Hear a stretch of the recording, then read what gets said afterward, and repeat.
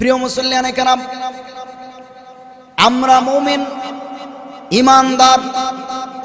ঈমানের পরে ঈমানদারের কাছে আল্লাহ পাক রব্বুল আলামিন সবচেয়ে, একজন মানুষ যখন ঈমান আনে, ঈমান আনার পর প্রতিটি বান্দার উপর যেই কাজটা করা দরকারি হয়ে যায় এটা হলো আমল। বান্দা যখন ঈমান আনে, আল্লাহকে আল্লাহ বলে যখন স্বীকার করে, আল্লাহকে আল্লাহ বলে স্বীকার করার পর বান্দার কাজ হলো যখন মালিককে মালিক বলে স্বীকার করলো, তখন তার কাজ হয়ে যায় মালিকের গোলামি করা। মালিকের গোলামি মানে ইবাদত করা। বন্ধুরা আমার, ঈমান আনার পর আল্লাহ পাক রব্বুল আলামিন বান্দাকে যত গোলামি দিয়েছেন, যত আমলের কথা বলেছেন, এর মধ্যে বান্দার জন্য সবচেয়ে শ্রেষ্ঠ আমল হলো নামাজ। আমাদের দৈহিক ইবাদতের মধ্যে সবচেয়ে শ্রেষ্ঠ ইবাদতের নাম হলো নামাজ। ঈমানের পরে সবচেয়ে গুরুত্বপূর্ণ, সবচেয়ে শ্রেষ্ঠ ইবাদতের নাম হলো নামাজ। আর এই নামাজের মধ্যে একজন বান্দার সবচেয়ে বেশি আবদিয়াত প্রকাশ পায়। আর এই নামাজের মধ্যে আল্লাহর কথা সবচেয়ে বেশি স্মরণ হয়। এই জন্য আল্লাহ পাক রব্বুল আলামিন পবিত্র কোরআনের একটি আয়াতে আল্লাহ বলেন, আসসালাতু লিযিকরি। আল্লাহ পাক রব্বুল আলামিন বলেন আসসালাতু লিযিকরি। আল্লাহ পাক রব্বুল আলামিন বলেন, বান্দারা আমি আল্লাহর স্মরণে তোমরা নামাজ কায়েম করো। আল্লাহ পাক রব্বুল আলামিন বান্দাদেরকে বুঝাইতে চায়, ও বান্দারা, এই নামাজে আমি আল্লাহর কথা সবচেয়ে বেশি স্মরণ হয়। এই জন্য নামাজের মাধ্যমে তোমরা আমি আল্লাহকে স্মরণ করো। বন্ধুরা আমার, শুধু তাই না, আল্লাহ পাক রব্বুল আলামিন পবিত্র কোরআনের যত জায়গায় ঈমানদার এবং মুত্তাকিদের আলোচনা করেছেন, আল্লাহ পাক রব্বুল আলামিন সব জায়গায় আল্লাহ পাক রব্বুল আলামিন নামাজের আলোচনা করেছেন। আল্লাহু আকবার। যত জায়গায় আল্লাহ মুমিন এবং ঈমানদার মুত্তাকিদের আলোচনা করেছেন, প্রত্যেক জায়গায় আল্লাহ পাক রব্বুল আলামিন নামাজের আলোচনা করেছেন। যেই রকম সূরা বাকারার শুরুতে আল্লাহ পাক রব্বুল আলামিন বলেন, হুদাল্লিল মুত্তাকিন আল্লাযীনা ইউমিনুনা বিল গায়বি ওয়া ইউকিমুনাস সালাহ।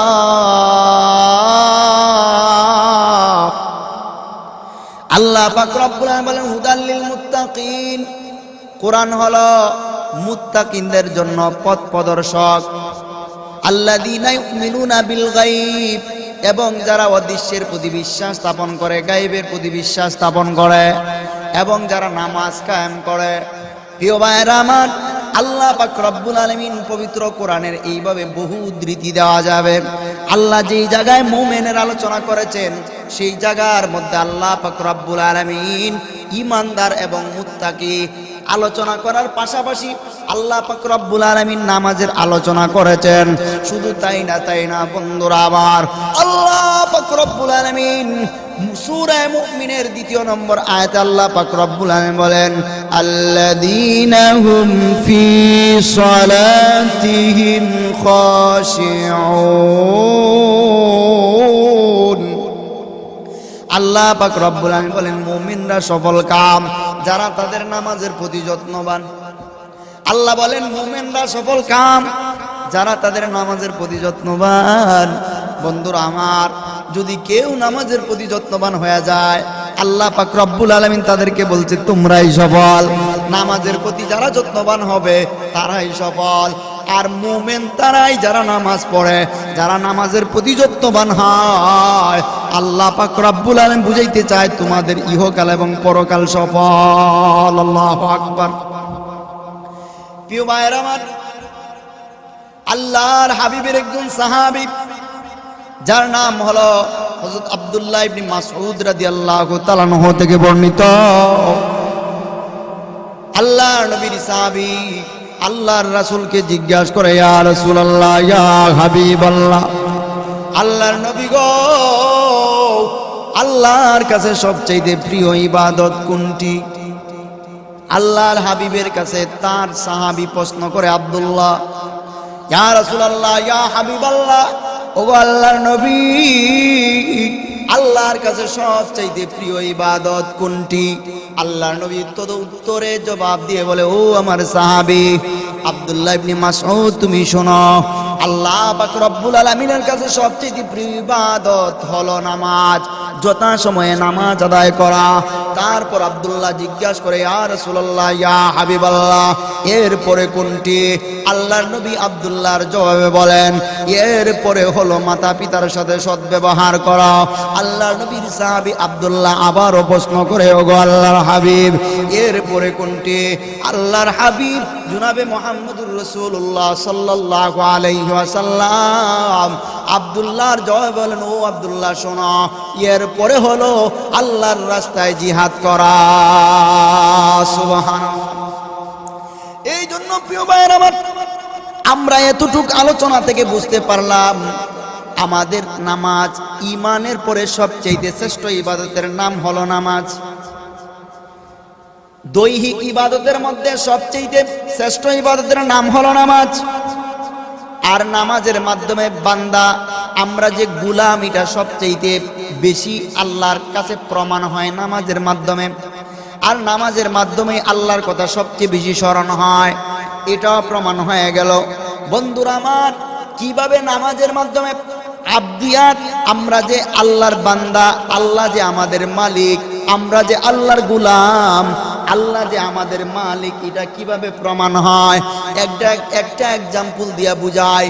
যারা প্রকৃত বান্দা, যারা স্বীকার করেছে আমি আল্লাহর গোলাম, তাদেরকে কিভাবে প্রমাণ হয় আমি আপনাদেরকে একটা এক্সাম্পল দিয়ে বুঝাই।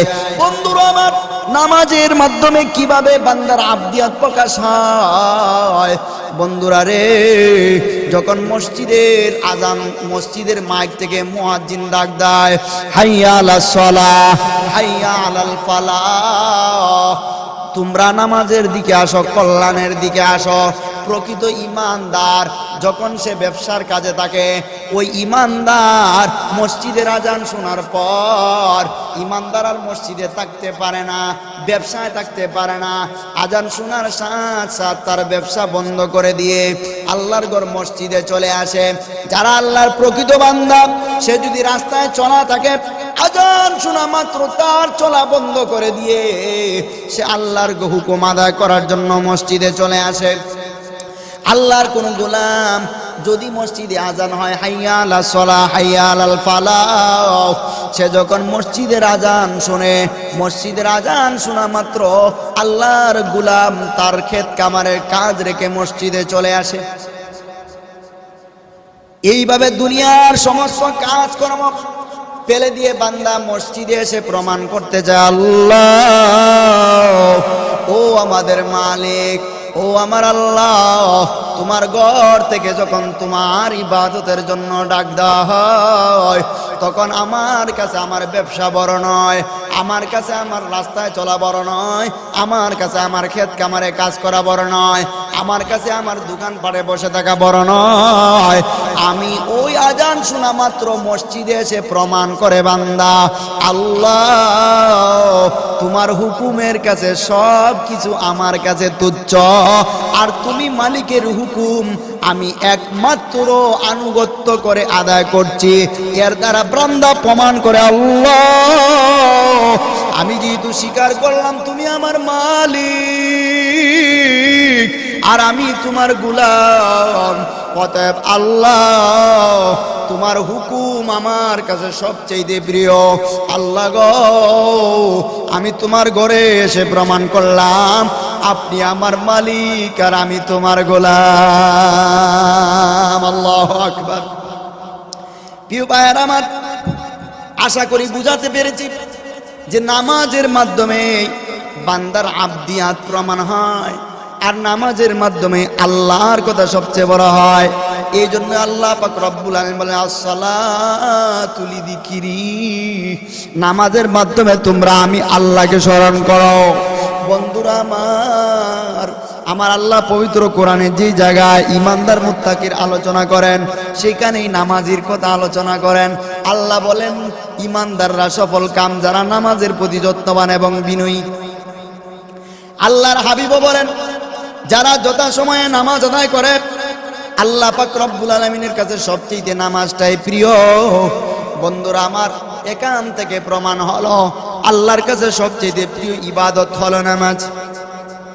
তাই না হাদিস শরীফের মধ্যে বিভিন্ন কিতাবে বর্ণনা পাওয়া যায়। বন্ধুরা আমার, সর্বপ্রথম ঈমানের পরে আমাদের প্রিয় হাবিবকে আল্লাহ পাক রব্বুল আলামিন নামাজের শিক্ষা দিয়েছেন। হাদিসের মধ্যে বর্ণনা পাওয়া যায়, একদিন হযরত জিবরাইল আলাইহিস সালাম সুন্দর পোশাক পরিহিত অবস্থায় আল্লাহ নবীকে এসে সালাম দিলেন, ইয়া রাসূলুল্লাহ, ইয়া হাবিবাল্লাহ, ওগো আল্লাহর নবী, আল্লাহর পক্ষ থেকে সালাম গ্রহণ করুন। আল্লাহ পাক রব্বুল আলামিন আমাকে সংবাদ দিয়ে পাঠিয়েছেন। আল্লাহ বলেছেন আপনাকে, আপনি হলেন সমস্ত মানব এবং জিনকুলের পয়গাম্বর, আপনি হলেন তাদের রাসূল, আপনি তাদেরকে তাওহীদের দাওয়াত দিবেন। এই সংবাদ শোনানোর পর জিবরাইল আলাইহিস সালাম জমিনে তার পা দিয়ে জমিনে আঘাত করলেন। জমিন থেকে একটা ঝর্ণা প্রবাহমান হলো। বন্ধুরা আমার, ওই ঝর্ণাতে জিবরাইল ওযু করলেন, আল্লাহর নবীকেও ওযু করতে বললেন। আল্লাহর হাবিব জিবরাইলের সাথে সাথে ওযু করলেন। জিবরাইল নামাজে দাঁড়াইলেন। নামাজে দাঁড়ানোর পর আল্লাহর রাসূলকে নিয়ে ওইভাবে নামাজ শিক্ষা দিলেন।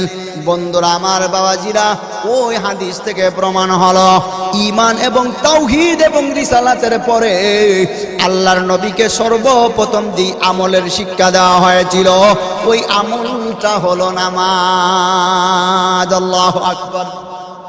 প্রিয় ভাইয়েরা আমার, নামাজ শেষ হওয়ার পর জিবরাইল চলে গেলেন। আল্লাহর নবী কাম থেকে যখন ঘরে প্রত্যাবর্তন করবেন, রাস্তাতে যাওয়ার পথে যত পাথর, যত গাছপালা দেখা গিয়েছিল, বন্ধুরা আমার, সমস্ত পাথর এবং গাছপালা তাদের জবান কুলে কুলে আমার নবীকে সালাম দিয়েছিল, আসসালামু আলাইকা ইয়া রাসূলুল্লাহ। আল্লাহু আকবার। রাসূলকে সালাম দিল। প্রিয় ভাইয়ের আমার, এই নামাজ এত গুরুত্বপূর্ণ, আর এই নামাজটাই আমাদের প্রিয় হাবিবকে সর্বপ্রথম ঈমানের পরে শিক্ষা দেওয়া হয়েছিল। তাই না রে বাবা? আল্লাহ পাক রব্বুল আলামিন রোজ হাসরের ময়দানে, কঠিন ওই কিয়ামতের ময়দানে সর্বপ্রথম যেই আমল নামার হিসাব নেওয়া হবে, ওইটা হলো নামাজ। কি নামাজ? আজকে মুসলমান শৈথিল্য পরায়ণ হয়ে গিয়েছে, গাফিল হয়ে গিয়েছে, আজকে নামাজ ছেড়ে দিয়েছে। যেই নামাজের হিসাব না দিতে পারলে আল্লাহ কোনোদিনও ছাড় দিবে না। বন্ধুরা আমার, বাবাজিরা আমার, ও মুসলিম বন্ধুরা, তোমাদের পায়ে হাত দিয়া বলি, মুসলমানদের নামাজ এত গুরুত্বপূর্ণ। হাদিসের মধ্যে বলা হয়েছে, যখন বান্দা নামাজ পড়ে, আর নামাজে কি বলে, আল্লাহ পাক রব্বুল আলামিন বান্দার সমস্ত আমল দেখে, কিন্তু বান্দা যখন নামাজ পড়ে আল্লাহ মনোযোগ সহকারে কান লাগায় লাগায় শুনে। বলেন সুবহানাল্লাহ। প্রিয় ভাইয়ের আমার, তিরমিজি শরীফের মধ্যে বর্ণনা আছে, আল্লাহ পাক রব্বুল আলামিন বান্দা যখন নামাজে দাঁড়ায়, আল্লাহ খুব মনোযোগ সহকারে কান লাগায় শুনে বান্দা কি বলতে চায়, বান্দা কি বলে, আল্লাহর কাছে কি চায়, আল্লাহ খুব মনোযোগ সহকারে শুনে। অন্য আমলের ক্ষেত্রে আল্লাহ এত মনোযোগ দেয় না। বান্দা যখন নামাজে দাঁড়ায় যত মনোযোগ দেয় আল্লাহ কিন্তু অন্য নামাজের সময় তত মনোযোগ দেয় না। বন্ধুরা আমার, এই জন্য আজকে আমরা নামাজ থেকে আমাদের মনোযোগ উঠে গিয়েছে। নামাজ থেকে আমাদের ধ্যান ধারণা আজকে দোকানে চলে গিয়েছে।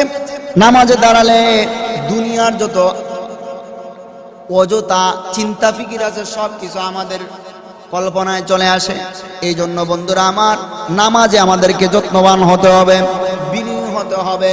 বন্ধুরা রে, কাল কিয়ামতের ময়দানে যে বিষয়ের হিসাব নেওয়া হবে, সর্বপ্রথম ওই বিষয়টা হলো নামাজ। আল্লাহর হাবিব জনাবে মুহাম্মদুর রাসূলুল্লাহ সাল্লাল্লাহু আলাইহি ওয়াসাল্লাম হাদিসে বলেন, আউয়ালু মা ইউহাসাবু বিহিল আবদু ইয়াউমাল কিয়ামাতিস সালাহ। ও দুনিয়ার উম্মত সকল শুনো, কিয়ামতের ময়দানে সর্বপ্রথম যেই বিষয়ের হিসাব নেওয়া হবে এটা হলো নামাজ। আর যেই বান্দা নামাজের হিসাব দিতে পারবে আল্লাহ পাক রব্বুল আলামিন তার সব কিছু ক্ষমা করে দিবে। আর যেই নামাজের মধ্যে ধরা খাবে সে তাকে আল্লাহ পাক রব্বুল আলামিন আর ছাড় দিবে না। বন্ধুরা আমার, যখন তার ফরজের হিসাব নেওয়া হবে, ফরজের মধ্যে যদি কোনো ত্রুটি দেখা যায় তখন আল্লাহ পাক রব্বুল আলামিন ফেরেশতাদেরকে বলবেন, ও আমার ফেরেশতারা, দেখো আমার বান্দার আমলনামায় কোনো নফল নামাজ আছে কিনা। এই জন্য বন্ধুরা আমার, ফরজ নামাজের পাশাপাশি আমাদেরকে নফল ইবাদতও করতে হবে, নফল নামাজ আমাদেরকে বাড়িয়ে দিতে হবে। আর না হয়তো কাল কিয়ামতের ময়দানে আমাদেরকে যদি আমরা ধরা খাই তাহলে আল্লাহর আদালত থেকে ছুটার কোনো পদ্ধতি নাই। কোনো নেতার নাম, কোনো বাবার নাম, কোনো পীরের নাম বলে কাল কিয়ামতের ময়দানে কোনো টাকা পয়সা দিয়ে ছুটা যাবে না, কারণ আল্লাহর আদালতে কোনো ঘুষ চলবে না। কথা কোন ঠিক কিনা? এই জন্য প্রিয় বন্ধুরা আমার, কাল কিয়ামতের ময়দানে নামাজের হিসাব সর্বপ্রথম হবে। আর নামাজের হিসাব যার শুদ্ধ হয়ে যাবে তার সব কিছু শুদ্ধ হয়ে যাবে। আর নামাজের হিসাবের মধ্যে যদি গরমিল হয়ে যায় তাহলে কিন্তু সমস্যা হয়ে যাবে রে বাবা। এই জন্য বন্ধুরা আমার, বাবাজিরা, এই নামাজের প্রতি আমাদেরকে যত্নবান হতে হবে। আল্লাহর নবী জনাবে মুহাম্মদুর রাসূলুল্লাহ সাল্লাল্লাহু আলাইহি সাল্লাম বলেন, ও আমার উম্মতের দল শুনো, এই নামাজকে তোমরা সাধারণ কোনো কিছু মনে করো না, কারণ নামাজটা হলো মুমিনের মেরাজ। আল্লাহু আকবার। আল্লাহর হাবিব হাদিসের মধ্যে বলেন, আস-সালাতু মিরাজুল মুমিনিন। প্রিয় বন্ধুরা আমার, নামাজ হলো মুমিনদের জন্য মেরাজ স্বরূপ। যেই রকম রাসূল সাল্লাল্লাহু আলাইহি সাল্লাম মেরাজের রজনীতে ঐতিহাসিক মেরাজ করেছিলেন, আল্লাহ পাক রব্বুল আলামিনের সাথে সরাসরি কথোপকথন করেছিলেন। হাদিসের বর্ণনায় পাওয়া যায়, আল্লাহর নবীর সাহাবী হযরত আব্দুল্লাহ ইবনে আব্বাস রাদিয়াল্লাহু তাআলা আনহু বর্ণনা করেন, হযরত জিবরাইল আলাইহিস সালাম আল্লাহর রাসূলকে এসে সালাম দিয়ে বলে, ইয়া রাসূলুল্লাহ, ইয়া হাবিবাল্লাহ, আল্লাহর নবী গো, আল্লাহর কোন বান্দা যখন আল্লাহর সামনে নামাজ পড়ার জন্য দণ্ডায়মান হয়ে যায়, নামাজের জন্য দাঁড়িয়ে যায়, ও আল্লাহর নবী, বান্দা যখন আল্লাহু আকবার বলে নামাজে দাঁড়ায়, দাঁড়ায় যখন বান্দা বলে আলহামদু, আল্লাহ পাক রব্বুল আলামিন বলে বান্দা আমার প্রশংসা করেছে। বান্দা যখন আলহামদু বলে, আল্লাহ জিজ্ঞাসা করে তুমি কার প্রশংসা করছো? তখন বান্দা বলে লিল্লাহ, আমি আল্লাহর প্রশংসা করেছি। বান্দা যখন বলে আল্লাহর প্রশংসা করেছ, তখন আল্লাহ পাক রব্বুল আলামিন ডাক দেয়া বলে, ওরে আমার বান্দা, মানিল্লাহ, আল্লাহটাকে। তখন বান্দা বলে রব্বিল আলামিন।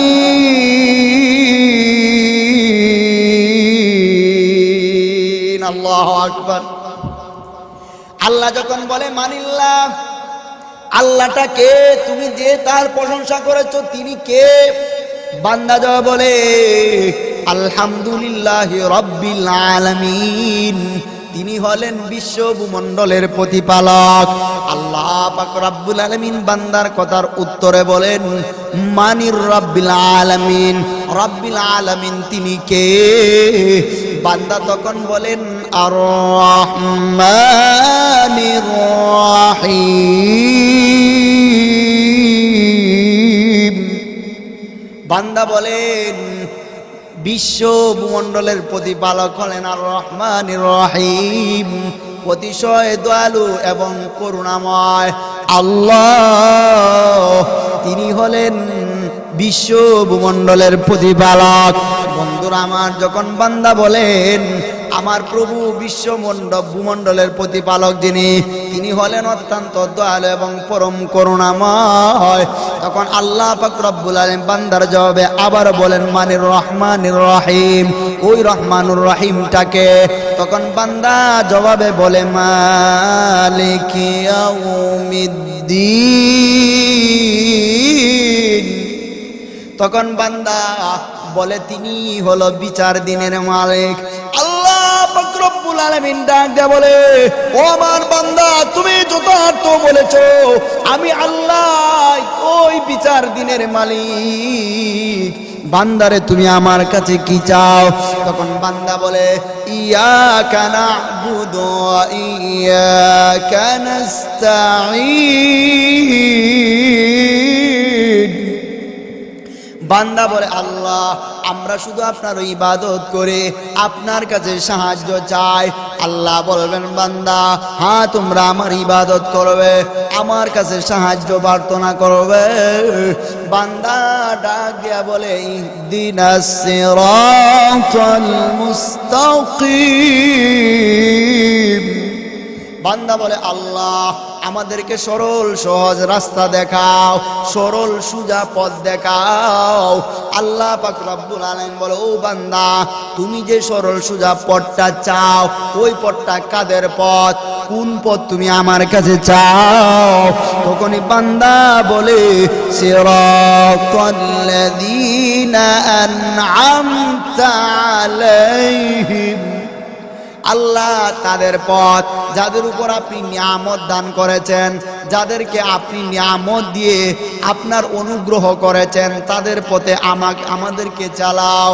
আল্লাহ পাক রব্বুল আলামিনের বান্দা এরপরে বলেন তাদের পথ নয় গায়রিল মাগদুবি আলাইহিম ওয়ালাদ-দাল্লিন।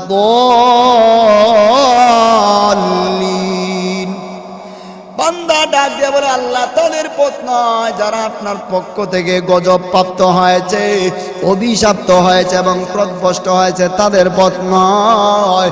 আল্লাহ পাক রব্বুল আলামিন সমস্ত ফেরেশতাদেরকে একত্রিত করে ফেরেশতাদেরকে বলে, ও আমার ফেরেশতারা, তোমরা সাক্ষী থাকো, আমার বান্দা আমার প্রশংসা করে, আমি আল্লাহর প্রশংসা করে, আমার বরত্ব, আমার গুণগান গায়, আর আমার কাছে চায় আমি যেন তারে আমার নিয়ামত প্রাপ্ত বান্দাদের অন্তর্ভুক্ত করে দে। ও আমার ফেরেশতারা, তোমরা সাক্ষী থাকো, আমি তোমাদেরকে সাক্ষী রেখে আমার বান্দাকে আমার পক্ষ থেকে যারা নিয়ামত প্রাপ্ত তাদের অন্তর্ভুক্ত করে দিলাম। আল্লাহু আকবার। প্রিয় বন্ধুরা আমার, যখন আল্লাহ ফেরেশতাদেরকে সাক্ষী রেখে বান্দাকে তাদের অন্তর্ভুক্ত করে দেয়, আল্লাহর নিয়ামত প্রাপ্ত বান্দাদের অন্তর্ভুক্ত করে দেয়, তখন বান্দা ডাক দিয়া বলে আমিন। বান্দার সাথে সাথে সমস্ত ফেরেশতারাও বলে আমিন। আল্লাহ আমাদের দুয়ারে আপনি কবুল করুন। বন্ধুরা আমার, এই নামাজ এত গুরুত্বপূর্ণ, তাই না, শুধু তাই না, ও আমার বন্ধুরা, বান্দা যখন সূরা ফাতিহা তেলাওয়াত করে, হাদিসের মধ্যে আসছে, হযরতে আবু হুরায়রা রাদিয়াল্লাহু তাআলা আনহু বর্ণনা করেন, আল্লাহর নবী ইরশাদ করেছেন, যখন কোনো বান্দা সূরা ফাতিহা তেলাওয়াত করে, আল্লাহ পাক রব্বুল আলামিন প্রত্যেকটা কথার জবাব দেয়। সুবহানাল্লাহ। প্রিয় ভাইয়েরা আমার, হাদিসের মধ্যে বলা হয়েছে, আল্লাহ বলেন সূরা ফাতিহার অর্ধেক আমার আর অর্ধেক আমার বান্দার।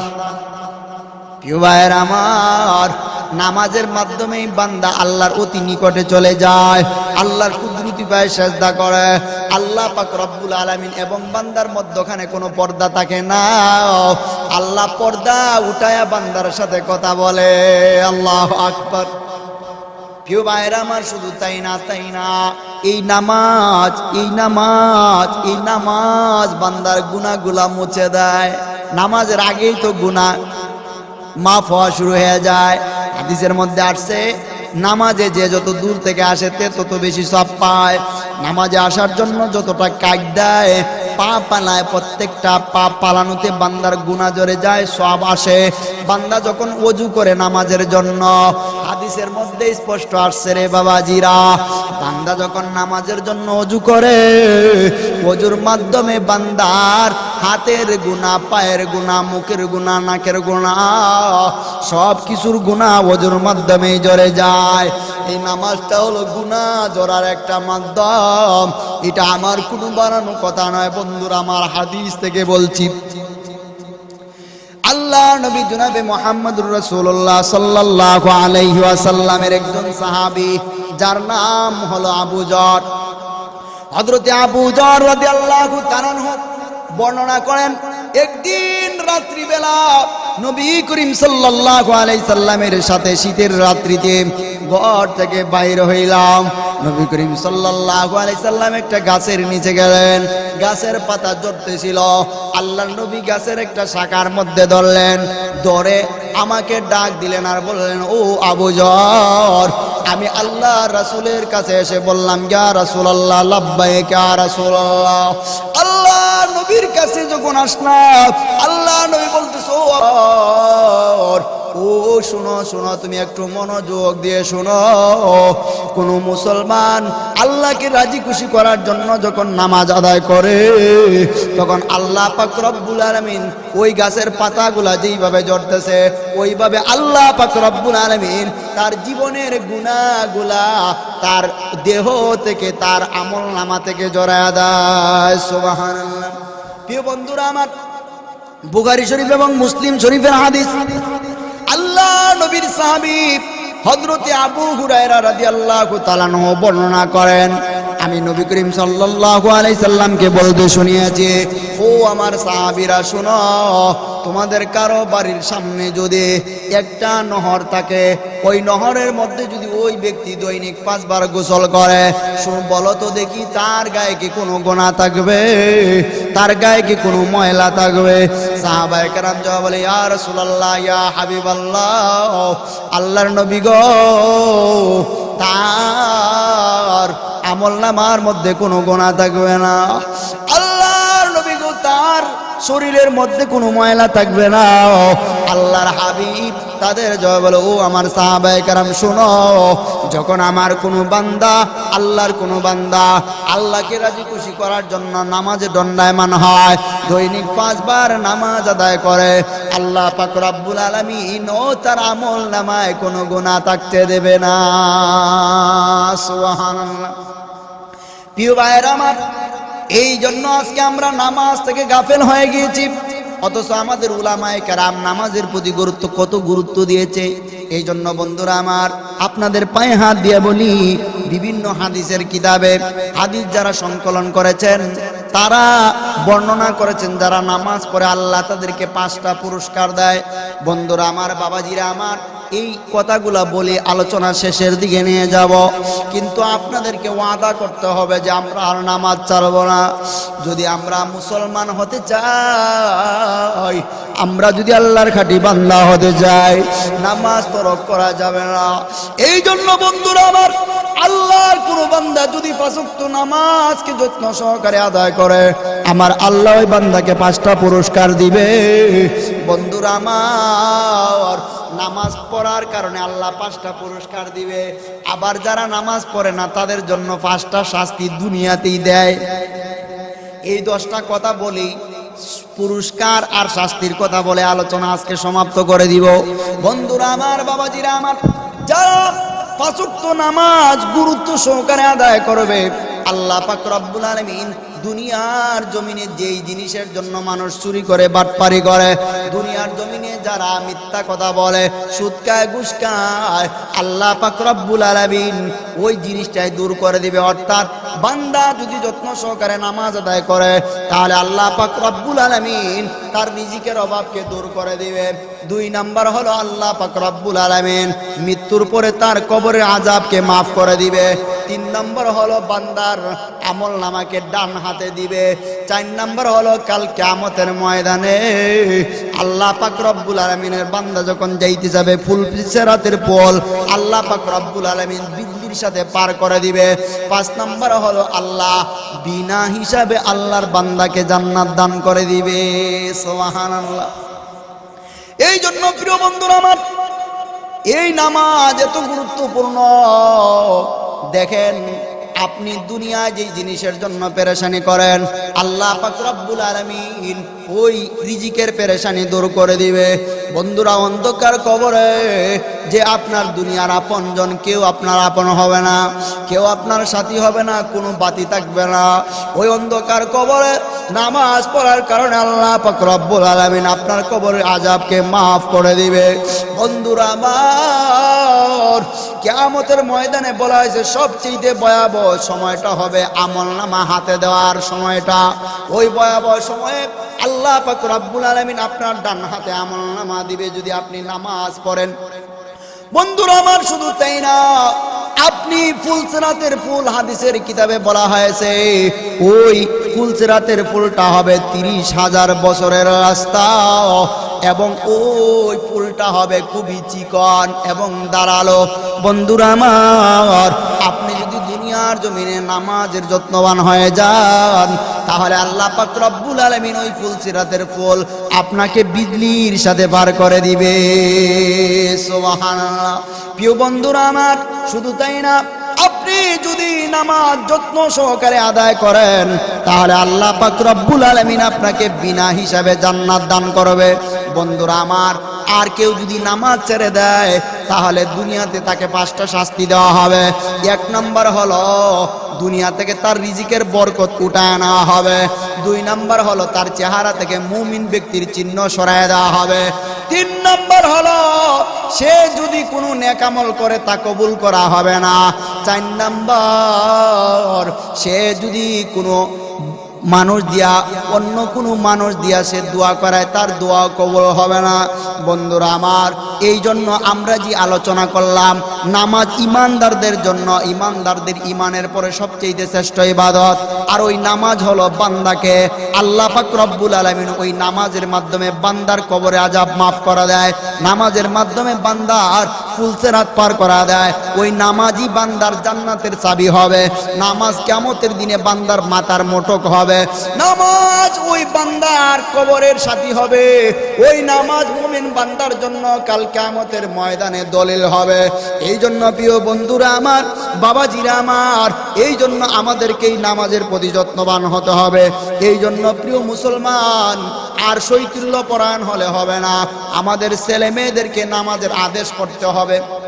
আল্লাহ পাক রব্বুল আলামিন যেন আমাদের সবাইকে নামাজের প্রতি গুরুত্ব দিয়ে 5 ওয়াক্ত নামাজ জামাতের সাথে আদায় করার তৌফিক দান করেন, আমিন। হুজুরের পরবর্তী ওয়াজ আসিতেছে আমাদের ইউটিউব চ্যানেলে, তাই সাবস্ক্রাইব করে সাথেই থাকুন।